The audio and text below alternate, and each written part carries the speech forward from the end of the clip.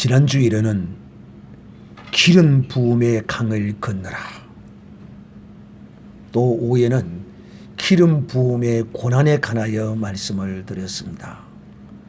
기름 부음의 강을 건넌다는 것은 주의 종을 건너가라는 것입니다. 기름 부음 받은 주의 종을 건너가라는 그런 의미입니다. 어떻게 주의 종을 건너갑니까? 바로 이 다윗이 기름 부음 받은 바 된 자기의 왕 사울을 넘어간 것이 바로 기름 부음의 강을 건넌 것이다 라고 여러분에게 말씀을 드렸고, 또 기름 부음의 고난이란 무엇인가? 이것은 다윗이 기름 부음을 받지 않았다면 생명의 위협을 헤아릴 수 없이 이 생명의 위협을 느끼고, 또 자기의 원수인 블레셋 땅으로 들어가서 거기서 미친 척 하기까지 이런 엄청난, 이런 말로 일로 행언할 수 없는 고난을 당했는데, 기름 부음을 받지 않았다면 이런 고난을 당하지 않았을 것이라는 것입니다. 곧 예수 그리스도를 믿으면 이와 같은 고난을 당한다고 여러분에게 말씀했습니다. 이것이 바로 기름 부음의 고난입니다. 예수 믿으면 반드시 고난이 온다. 그렇다고 해서 예수 안 믿으면 고난이 없나? 그것 또한 아닙니다. 어차피 우리의 인생은 고난을 위하여 났습니다.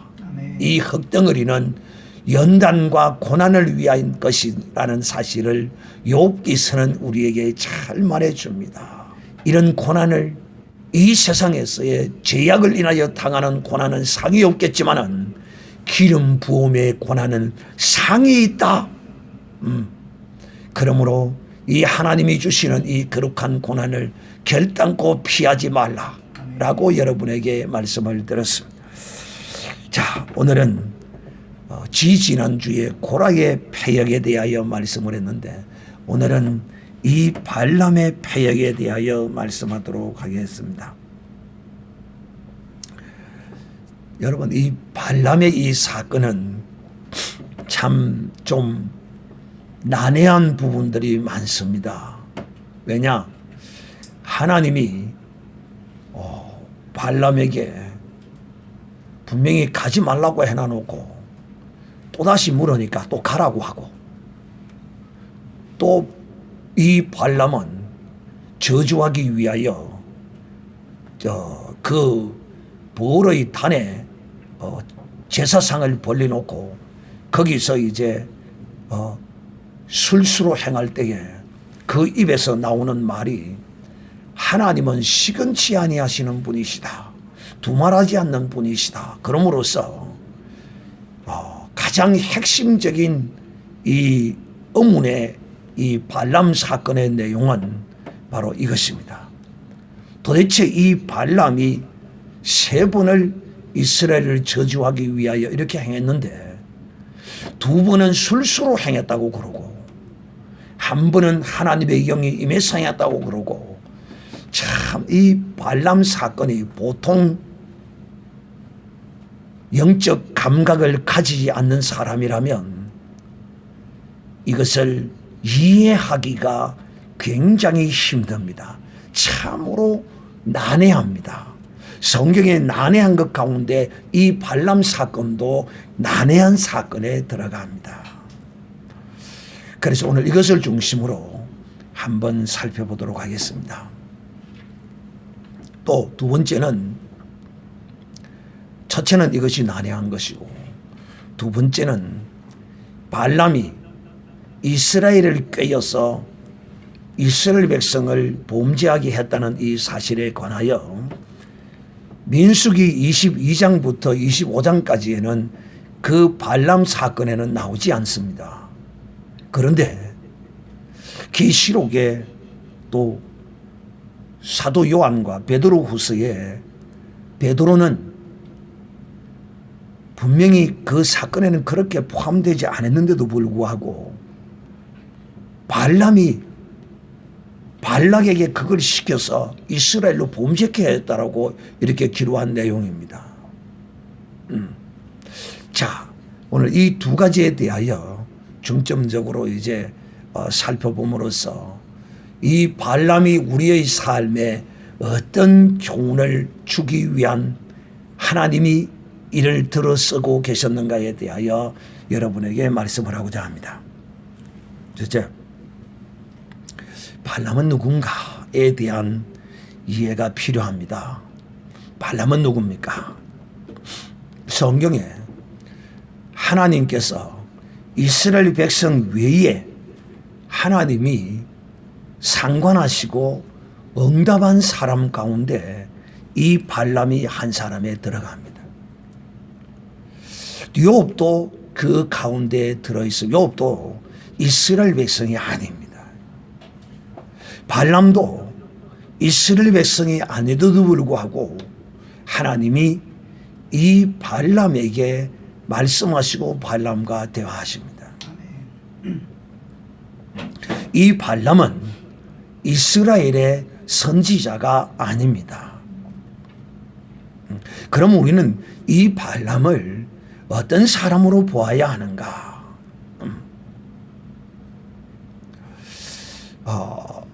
이런 사람으로 우리가 여겼으면 좋겠다. 오늘날에도 보면 이 세상에 이런 사람이 있습니다. 이 세상에 모든 종교는 다 옳다. 모든 종교가 다 좋고 선하다. 그리고 또 영적인 감각이 뛰어나서 또 많은 사람으로부터 신령한 사람으로, 이 그리스도 밖을 말합니다. 그리스도 밖에서 이런 신령한 사람으로 사람들로부터 역임과 인정함을 받을 뿐만 아니라 또 많은 가르침을 통하여 수없는 사람들이 끝없이 찾아오는 그런 사람들이 있습니다. 그리고 나름대로는 자기 양심대로 자기의 어떤 의의를 가지고 굳세게 사는 것처럼 이렇게 보이는 사람들이 가끔 있습니다. 이 발람은 그 시대에 많은 그 변방의 부족들에게 이 소문이 나 있는 사람이었어요. 오늘 이 발락 왕이 이렇게 말합니다. 당신이 복을 빌면 그가 복을 받고 당신이 저주하면 저주를 받는다. 여러분, 이 정도 신령한 그 시대에 이방인을 위한 선지자로서의 어떤 이방의 선지자입니다. 그리스도인이 아닙니다.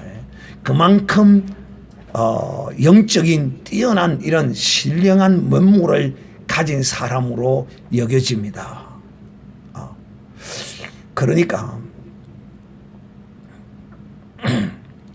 이 발람은 나름대로 어떤 민족의 신이든지 내가 그 신들과 상관하고 그 신들의 어떤 답을 받을 수 있다라고 스스로 착각하고 생각한 사람이라는 것을 우리는 알 수 있습니다. 그러니까 이방 안에 하나님의 선지자가 아닙니다. 아시겠죠? 그런 사람이었던 것이죠. 그래서 이제 이 발람이 그냥 이스라엘 백성들이 그 지경을 건너가도록 내버려 두면 될 것인데 질에 겁을 묻고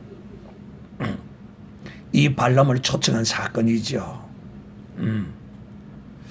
자, 그래서 이 발람을 이제 초청하게 되는데 이 발람은 이미 이 이스라엘 백성에 관한 소문들을 듣고 나름대로 판단하고 있었어요. 그러니까 이방의 선지자라고 아주 무식하고 무지한 사람이 아니었어요. 나름대로의 그 시대의 세계 정세를 읽고 있는 굉장히 뛰어난 사람입니다. 이방인이라고 하더라도. 그러길래 그가 그 소문들을 다 듣고 있어서 저 이스라엘 민족이 여호와라는 신을 섬기고 그 신의 인도함을 받아가고 있다는 사실을 잘 알고 있었어요. 또 우리도 오늘날 우리도 아는 것처럼 저 유대인들은 여호와 하나님을 지금도 이 시대에도 찾고 있잖아요. 또 인도에는 힌두교 그걸 하고 있잖아요. 또 아랍은 모하메드 그 신을 섬기고 있잖아요. 우리가 기본적인 이런 상식은 있잖아요. 이 시대에도 발람이 사는 이 시대에도 발람이 각 민족들의 신이 누구라는 것은 꽤 흔히 깨뚫고 있었어요. 그리고 이 발람은 제가 보기에 성경에는 그런 말들이 없으나 발락의 말하는 것을 짐작해 볼 때 많은 신들과 대화하고 또 많은 신들과 친구 삼은 아마 그런 사람으로 저는 이제 보여지는 것입니다. 제 눈에는.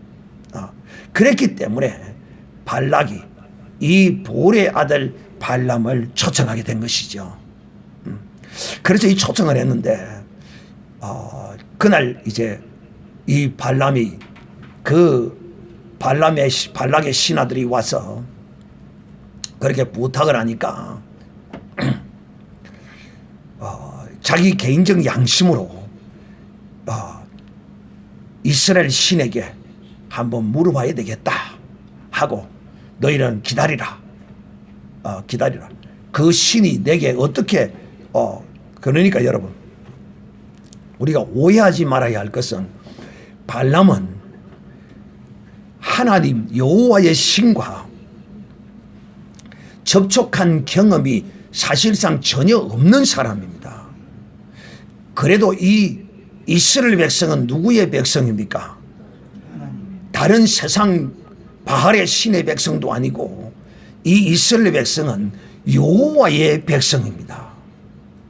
그랬기 때문에 하나님이 발람에게 찾아오신 것이지 발람이 여호와 하나님께 뭘 묻는다고 하나님이 그에게 찾아가서 응답해 주시는 그런 성경적 근거도 없고 또 그런 사람도 아닌 것으로 성경에 확실하게 보여집니다. 그래서 발락의 신하들이 와서 부탁을 하니까 자기도 이 이스라엘 백성이 그 하나님이 어떻게 인도해 나왔는가를 애굽 땅으로부터 홍해를 가르고 재앙을 내리시고 광야에서부터 해온 모든 사실들을 소문이 여러분 무서운 겁니다. 다 알고 있었어요. 그래서 과연 내가 가서 이 백성을 저주해야 될 것이 말아야 될 것이 자기 자신도 심히 더 두렵고 떨렸어요. 마음으로서는 가서 저주하고 싶지만은 혹시 모르니 그 신이 내게 뭐라고 하는지 한번 들어보자고 기다리고 있었는데 놀라게 그날 밤에 하나님이 그에게 찾아오신 거예요. 이 백성은 네가 저주할 백성이 아니다. 그는 내가 복준 백성이다 라고 하나님이 단칼에 저주하지 말라고 하나님 이렇게 말했어요. 그런데 여러분 한번 하나님께서 이렇게 말씀하셨으면 그냥 그걸 믿고 온전히 순종하고 나갔어야지. 그러면 자기는 발락으로부터 얻는 그런 명예와 재물이 아니더라도 정말 이방의 선지자로서 많은 이방인들에게 그야말로 복채를 두둑히 받는 그런 사람이 되고 칼날에 죽지도 않았을 것인데 이 발락이 첫 번째 신하를 보내서 부탁을 했는데 듣지 아니하니까 두 번째는 더 많은 보물과 또 권력도 주겠다 온갖 것들로 이제 더 많이 가지고 와서 또 와서 저주해달라고 부탁을 합니다. 그러니까 이 발락이 그 많은 재물이 탐하여서 그 재물 때문에 또다시 하나님께 묻습니다. 또 기다려보라. 하나님이 뭐라고 응답하실지라고 말합니다. 여러분 여기서 우리가 잘 들어야 할 것은 하나님은요 우리의 인격을 특별한 이유가 없는 한은 우리의 인격을 초월하지 않습니다. 그러니까 이 하나님께서 분명히 처음에 발람에게 저주하지 말라, 내가 복준 백성이다 분명히 말씀했는데도 불구하고 두 번째 많은 채물과 이런 것들을 가지고 와서 이렇게 하니까 그것이 탐이 나서 또다시 하나님의 응답을 기다리니까 하나님께서 그에게 그럽니다. 이 말의 이 뉘앙스가, 이 투가, 그래 네가 그 재물이 욕심이 나고 그 권력이 욕심이 나서 가고 싶냐? 그럼 가라. 두 번째 그것이 그거예요. 응답이 하나님이 두 번째 응답하실 때 그래 그리 가고 싶어? 거기 탐이 나? 그럼 한 가봐. 그런데 가더라도 내가 일러주는 대로 해야 할 것이야. 하나님이 이렇게 못을 또 박습니다. 그러니까 여러분 그 말이 그 뜻을 제대로 알아들어야 되는데 말귀와 말뜻을 알아듣지 못했어요. 제가 듣기에는 그렇게 딱 들리거든요. 그래서 이 발람이 자기 종 2명과 함께 나귀를 타고 이제 길로 가려고 딱 하니까 그 앞에 누가 가로막았어요? 천사가 가로막았습니다. 천사가 칼을 들고 서가 있는 모습을 보고 이 나귀가 밭으로 피하여 들어갑니다. 무서워서 말이에요. 여기서 우리는 이 사건을 잘 보고 이해할 줄 알아야 합니다. 안 그러면 이 성경이 이해가 되지 않아요. 천사들은 누구보다도 하나님의 뜻을 잘 알고 계시잖아요. 또 하나님이 말씀하신 그 뜻을 또 잘 알고 계시잖아요. 그러니까 발람이 가는 그 길을 막아서는 거예요. 천사가. 막아서니까 이 나귀가 무서워도 피합니다. 그러니까 매를 때리면서 그 길로 몰아세우니까 좌우가 막혀 있으니까 앞으로 갈 수도 없고 하니까 나귀가 막 이 벽에다가 밀어붙입니다. 그러니까 발을 상하게 만들고 밀어붙고 또 채찍을 때립니다. 그래서 하나님께서 결국은 이 발람의 눈을 열어서 보게 합니다. 보니까 천사가 서가 있는 거예요. 칼을 들고. 참 이 정도 되면 돌아가야 되지 않겠어요? 그런데도 이 발람이 또 그 마음을 버리지 못합니다. 참 저는 이 하나님의 이 입장, 이 심정을 이해는 가거든요. 자식이 부모가 하지 말라는 짓을 행할 때, 뭘 행할 때, 예를 들어 장사 같은 걸 하거나 이럴 때 분명히 이 자식은 이 장사를 하면 말아먹을 놈이야. 그런데도 꼭 이 자식이 자기의 분수와 자기의 어떤 걸 알지 못하고 그 장사를 하겠다고 고집하면 부모가 그러잖아요. 그걸 이길 수 있습니까? 그래. 하고 싶으면 하라. 그런데 이런 일이 있으면 이렇게 하고 저런 일이 있으면 저렇게 하라. 그리 한다고 해서 부모가 그게 원하는 것이냐는 거야. 아니라 말이야. 그래서 결국 그 행하는 일을 말아먹는 자식들이 있다 이 말이야. 이와 같은 것이 바로 지금 발람과 하나님 사이의 모습이라. 그래서 또다시 하나님이 그에게 말합니다. 네가 가더라도 네 마음대로 하지 말고 내가 하라는 대로 하라고 하는 학답을 주고 또 이제 길을 가는 것입니다.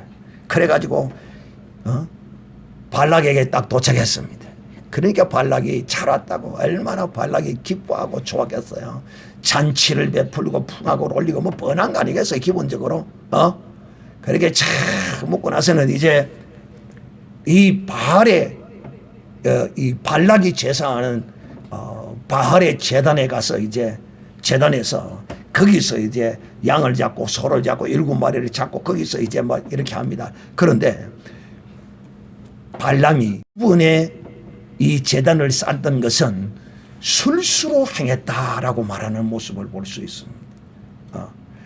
또 이 술수를 마법으로 행했다. 이 말은 무슨 말이냐면 그 단을 쌓고 그렇게 행한 것이 이 이방인의 어떤 신을 찾는 이방인이 신에게 예물을 드리고 그 신에게 응답을 받는 그런 어떤 형식의 모양으로 취했다는 것을 볼 수 있습니다.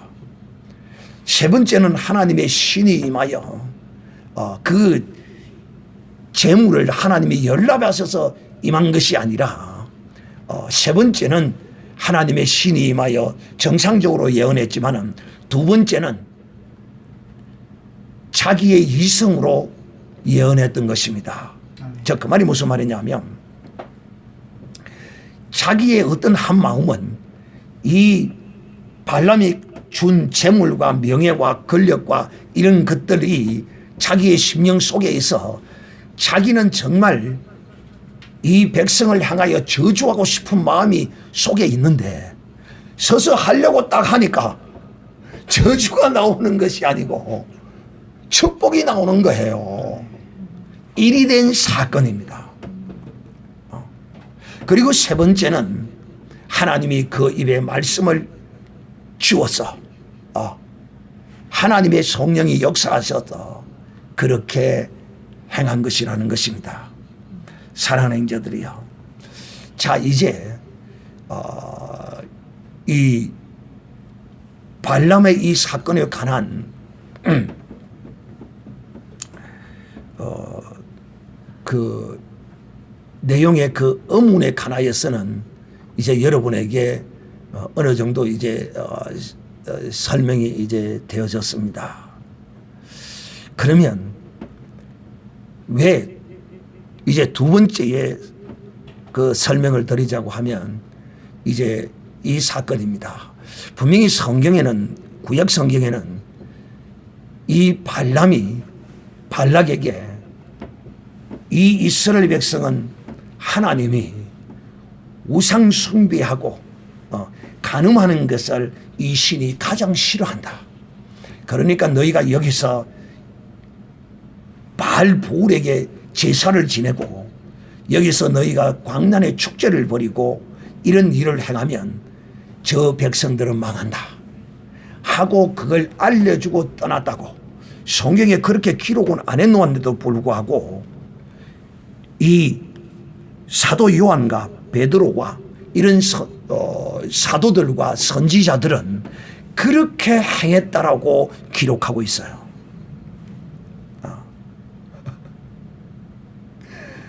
놀라운 성령의 감동하심을 입은 사건이 아닐 수 없습니다. 성경에는 가끔 이런 내용들이 있습니다. 특히 히브리서에 이런 내용들이 많이 나오는데요. 구약 성경에는 정확하게 밝혀지지 않았는데도 이 사도들이 그 시대의 어떠함을 하나님의 성령의 감동함으로 아브라함이 그 독자 이삭을 바칠 때 죽은 자 가운데서도 다시 살릴 것을 믿었다. 구약에 그게 없어요. 그런데도 이렇게 기록된 것들을 우리는 많이 보게 됩니다. 그럼에도 불구하고 우리는 조금도 의심하지 않고 그것이 하나님의 뜻으로 주어진 것으로 믿고 우리가 봤습니다. 역시 이 발람도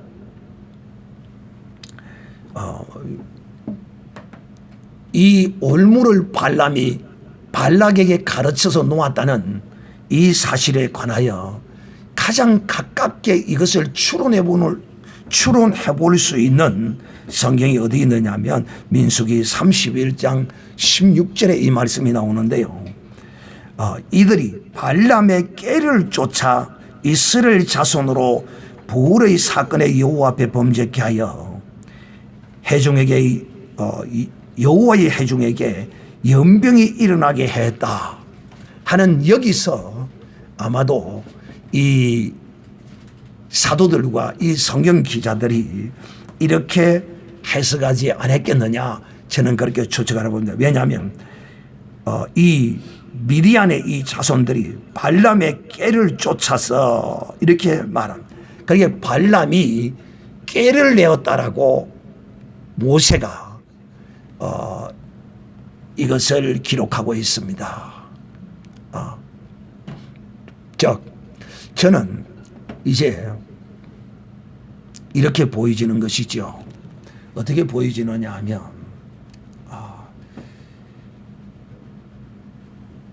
이것도 성경에 나온 말씀대로 여러분에게 해석을 하고자 합니다.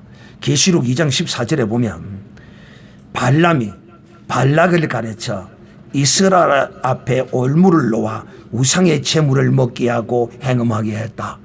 정확하게 해석하고 있습니다. 이 말이 무슨 말인가 하면 발람이 떠날 때 세 분의 축복을 하고 떠날 때 그냥 떠난 것이 아니라 이 발락에게 이렇게 말하고 떠났다는 것입니다. 어떻게? 이 이스라엘 백성은 여호와의 신을 섬기는 이 백성은 그 하나님이 우상 숭배하는 것과 간음하는 것을 가장 싫어한다. 이 백성이 이런 짓을 하면 이 백성은 망한다. 그러니까 이 말이죠. 네가 아무리 나를 통하여 저주를 하고자 해도 내가 저주를 할 수가 없다. 그런데 이렇게 하면 이 백성이 저주를 받고 망할 것이라. 우상 숭배와 간음을 행하는 것 이것이 이 백성을 망하게 한다. 그러니까 여러분 이 고대 사회에는요 그 신들에게 제사를 드리면 그 술과 음식과 그 우상 숭배로 끝나는 것이 아니고 반드시 혼음이 행하여졌어요. 그러니까 술을 먹고 그 시대에는요 한마디로 이야기하면 어떤 지금도 저 인도네시아나 이런 데 보니까 그런 막 혼음이 축제 기간에 합법적으로 그냥 이루어지는 그런 것을 볼 수가 있는데 이 시대에도 역시 마찬가지였어요. 그런데 하나님은 그런 것들을 엄격하게 금하고 있거든요. 그러니까 이 발람이 이스라엘이 하나님으로부터 받은 그 율법의 말씀도 분명히 어떤 것을 통하여 보고 정확하게 이제 안 사람으로 저는 추측이 되는데요. 그래서 이렇게 발락에게 이렇게 하면 망한다 하고는 아마도 떠난 것 같아요. 그러니까 거기서 무엇인가 증거가 있고 이 이스라엘 백성을 망하게 한 어떤 표적이 있고 그런 것 같으면 거기서 재물을 받거나 뭐 어떤 대접을 받아서 갔겠지만은 아무것도 받지 않고 그냥 이 발람이 떠나간 이유는 바로 이 축복을 함으로써 그 증거가 없었기 때문이에요. 그런데도 불구하고 그러면 그냥 갔어야 하지. 내가 저주할 수 없다. 그런데 이 백성이 저주받는 길은 딱 하나다. 요것밖에 없다. 이 신은 음행을 싫어하고 혼음을 싫어하고 또 이 신은 우상숭배를 싫어한다. 그러니까 이것을 누가 좋아합니까? 발락이 좋아하는 거잖아요. 그러니까 그 백성들을 불러다 놓고 이제 우리가 축제를 벌이자면서 이스라엘 백성 바로 목전에서 그 일을 행한 것입니다. 여러분 이 시대의 문화로 볼 때 그 왕이라면 왕의 명령을 어긴 어떤 사람이라면 감히 그를 살려서 보내겠습니까? 나는 그게 굉장히 의문스럽더라고. 왕이 축복하라 이 백성을 왕이 저주하라는데 저주하지 아니하고 축복하는 이 발람 선지자를 이 왕이 그냥 보내겠느냐는 거예요. 그런데도 놀랍게도 이 발락이 발람을 그냥 보내줍니다. 그것은 뭐냐면 반정이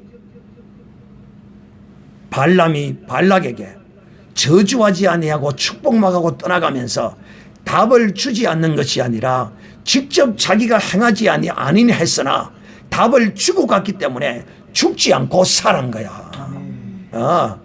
여러분 이 시대에 왕의 명령을 거역하고 살 놈이 어디 있어요? 아무도 없다 이 말이에요. 그래서 이 모세는 민수기 31장에 발람의 깨를 이 발락이 쫓아서 행함으로써 이스라엘이 행함에서 연병으로 전염병으로 죽어갔다라고 이렇게 말했고, 또 사도 요한은 그것을 구체적으로 우리에게 계시록의 2장 15절에 발람이 발락을 가르쳐 이스라엘 앞에 올무를 놓아 우상의 제물과 음행을 하게 했다라고 못을 박아버린 것입니다. 자, 이제 여러분은 이 발람의 사건에 관하여 의문된 모든 것들을 이제 다 풀었습니다. 그러면 이것을 푸는 가운데 우리는 하나님의 성령이 이 우리를 향한 그 뜻이 무엇인가, 오늘 우리가 읽었던 이 성경 본문 베드로후서 2장 12절로부터 16절까지의 이 말씀을 통하여 우리에게 주는 교훈이 무엇인가, 우리는 이 사건을 통하여 어떤 교훈을 받아야 하는가 하는 것입니다. 여러분, 우리는 본성을 쫓아 행하는 사람이 아닙니다. 그리스도인은 그리스도의 영을 쫓아서 행하는 사람입니다.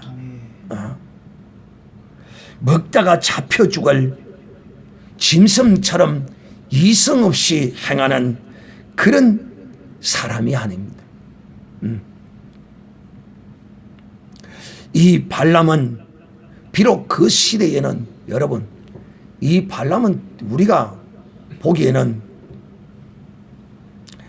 참 하나의 이방 선지자로서 성경이 비판을 하고 이러니까 우리가 보기에는 우습게 보일지 모르지만은 그 시대에 그 주위에 있는 모든 왕들과 부족들과 이런 그 족장들과 이런 사람들에게는 그야말로 굉장히 칭송을 받고 섬김을 받고 추앙을 받던 사람입니다. 정말 그 정도의 자격은 되는 것 같아요. 이방 선지자로서의 자격은 되는 것 같아요. 왜냐? 이스라엘의 약점을 정확하게 알았어요. 그 약점은 내가 저주해서 될 일이 아니고 나는 저주할 수도 없어. 왜? 나는 신들을 섬기고 신들과 함께하고 신들의 명을 받아 신들의 뜻을 쫓아서 행하는 사람이라. 그러므로 나는 여호와의 신도 또 다른 신도 온갖 신들의 다 그걸 나는 하는 사람이야. 참 말로서는 참 대단하죠. 이런 사람이 바로 발람인 것입니다. 그러므로 이 발람은 영적인 이 거룩한 지혜가 없었어요. 그러므로 이 발람은 그 육신적인 욕심에 이끌려서 이스라엘 백성을 저주하려고 했어요.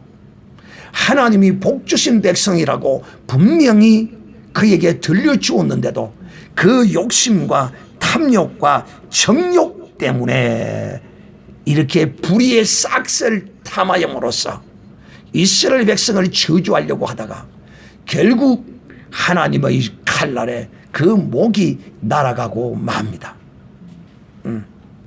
사랑하는 형제들이요, 그러므로 우리가 이 땅에 이 세상을 살면서 절대로 탐욕, 욕심, 불의한 싹을 쫓아서는 아니 됩니다.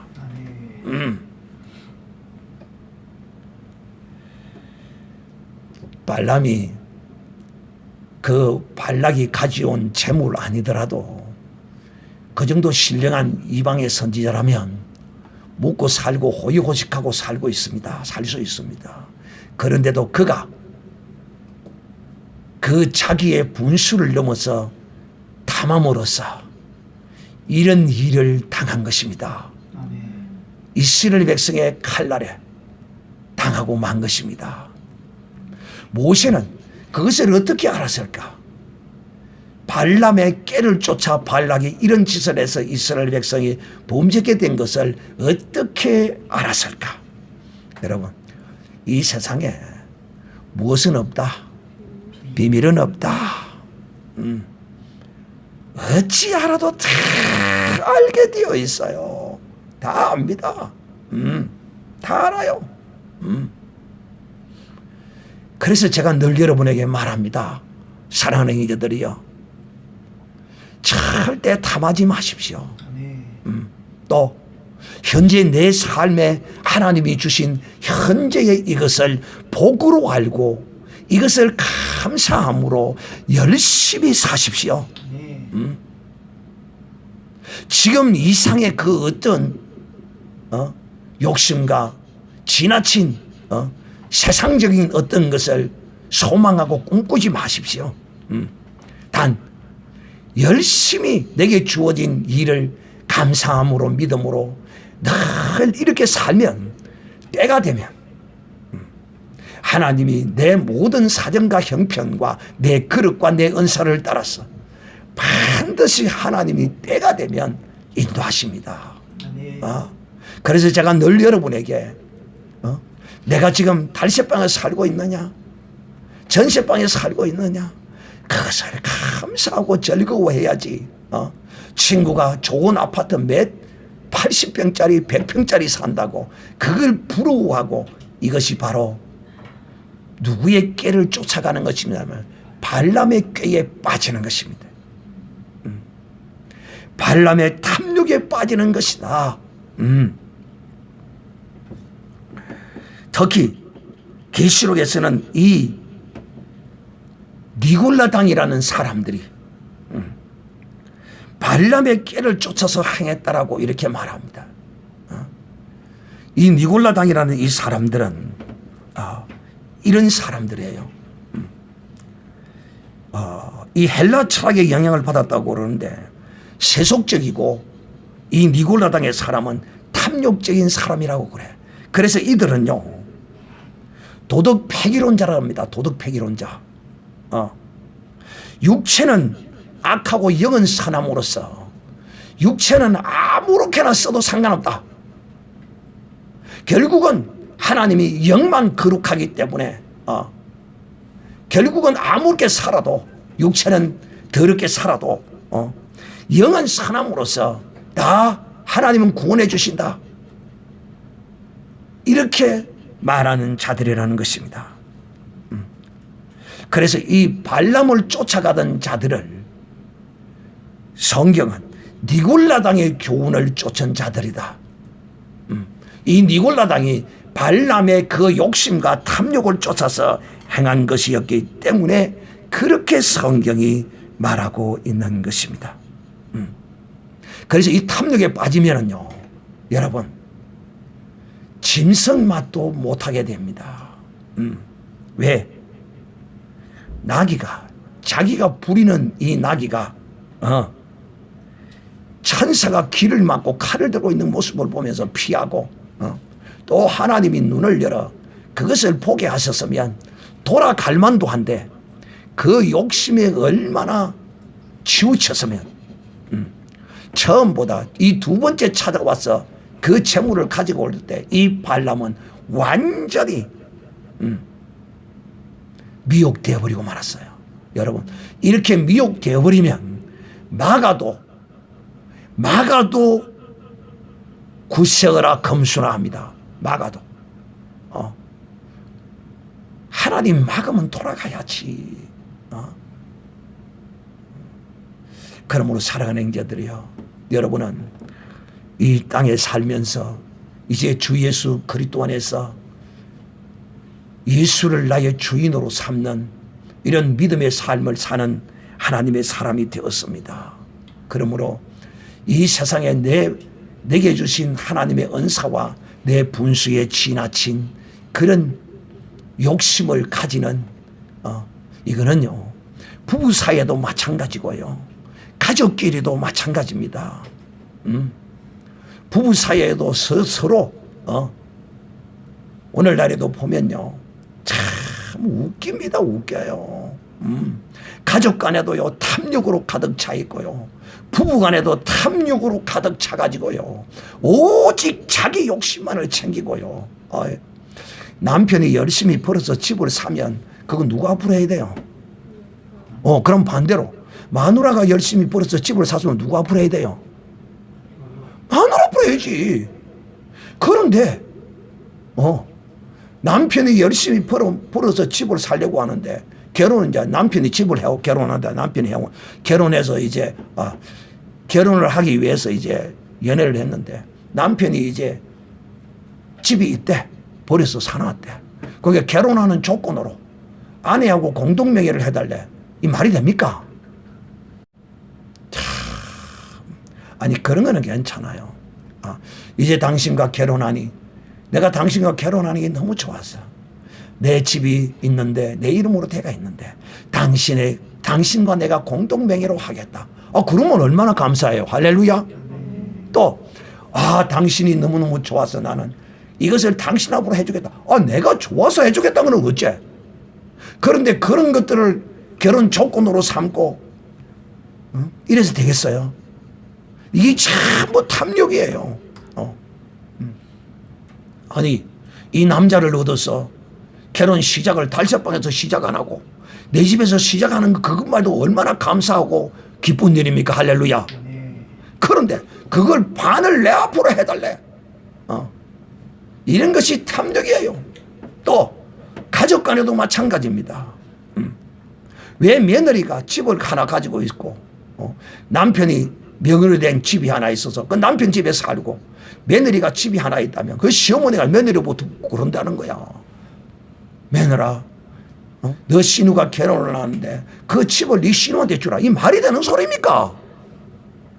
실제로 이런 일 때문에 이혼을 한다니까요. 내가 이런 이야기를 하려고 하면 한도 끝도 없어요. 정말 자기의 분수를 알지 못하고 감사를 알지 못하고 참 먹을 것이 없어서 떼거리가 없어서 며느리한테 손을 벌리는 거는 그래도 그거는 인간적으로 좀 이해가 돼요. 그런데 그게 아니라 자기 사치를 위해서 자기 자식보다도 더 많이 돈을 쓰면서 자식에게 돈을 내놔라는 거야. 이런 사람들이요 한둘이가 아닙니다. 전부 이 탐욕 때문에 부부관계가 금이 가고 탐욕 때문에 가족 간의 관계가 다 깨어지고 원수를 맺고 다 이런 짓을 하는 것입니다. 사랑하는 형제들이요. 그러므로 오늘 이제 우리는 그리스도 안에서 정말 이성 없는 짐승같이 알지 못하는 것을 탐욕으로